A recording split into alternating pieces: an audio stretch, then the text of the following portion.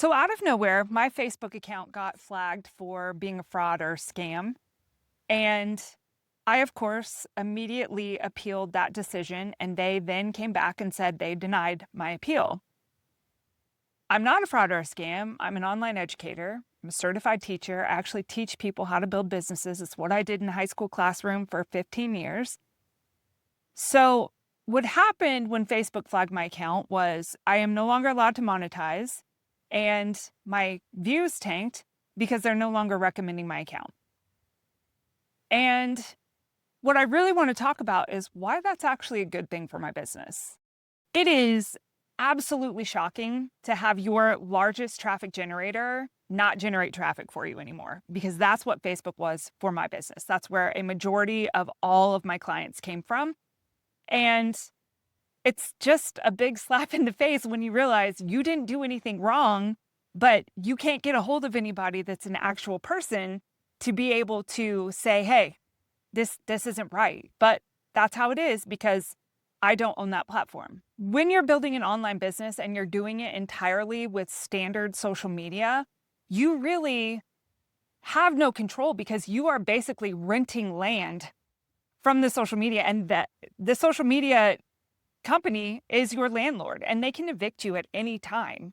And you have no control over what their guidelines are, how they view your content versus their guidelines, or having somebody actually report your content just because they're angry with you. This has been something that has been an issue for organic traffic through social media for a really long time. There are people who just have their accounts taken down for really no reason, just because the algorithm or the AI behind the algorithm didn't think that they did something correctly. So it takes out of your hands as the business owner what you can do and what you can't. Now, don't get me wrong, because I'm not sitting here trying to gripe about this and just be angry about it, because it's not what's happening. I have known that this could be an issue for a really long time. I had one time where my TikTok account got shut down for an entire week, and that freaked me out because TikTok at that point in time was my biggest traffic generator. And so this is not new to me. This is not new, and it's not new to anybody who runs their business organically through social media. It's just something that can occur, and we don't want it to occur. We try to avoid having that occur, but it does at times. So you just have to roll with the punches and move on to what you can do outside of that situation. What this has provided for me is it's given me an opportunity to look at other platforms that I can actually start expanding my business with. I have been putting out YouTube shorts for a long time. I have thousands of them on this platform. I have very, very few long form videos that are public. And for a long time, that was strictly because I'm very self-conscious about my facial tics, about having Tourette syndrome, and that being an issue for me because it's something that I am seriously self-conscious about. So for a really long time, I avoided getting on long-form social media. When you're on short-form social media, you can hide those things. You can cut those out, speak in short sentences, and do all those things. But with a long-form video, you're in front of the camera and you're just talking. And it's scary for somebody in my position. But I decided I was just going to bite the bullet and we're doing it. And I'm okay with it. You know, people that are my students, they recognize that I do it and it's never been an issue for any of us. But what this is going to do is I have been putting off long form video for so long that I'm looking at this whole Facebook situation as an opportunity. It is allowing me to do something that I have wanted to do in my business that will allow me to continue moving and growing my business forward and doing something that I hadn't been doing before.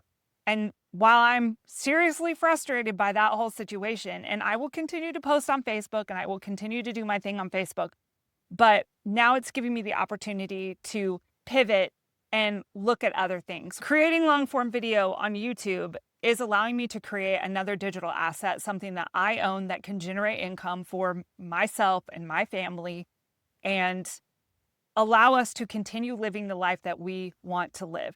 I did not get on social media to become a social media influencer. I don't even look at myself that way. And I think a lot of people who are online entrepreneurs look at themselves in a manner in which they are not actual influencers. We just get on there and we talk about our businesses and the things that we do. For me, I am all about living the life of freedom. I do not want to have to go to a 9 to 5 anymore. I taught bell to bell for 16 years. Every single second of my day was planned out for me. And now I'm sitting here on my patio. You can see the reflection in my window.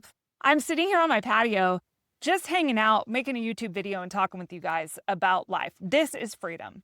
This is freedom. I get to control what I do with my life, and that is exactly why I started doing this. The whole point of this is to get you to understand that you can build something online based off of the things that you love to do, the things that you love to talk about, and the things that you are really good at. You can build an entire online business with that in mind. And the best way to accomplish that goal is to actually build real digital assets, like having your own sites, your own communities, things that you own, your email list, without having to depend on other people like the social media platforms. Now, the thing is that every online entrepreneur, every entrepreneur in general, will have setbacks. You're going to have setbacks. The people who succeed are the people who push through the setbacks and just figure out how to use that as a way to move their business forward. Look at it as an opportunity, not something that's costing you.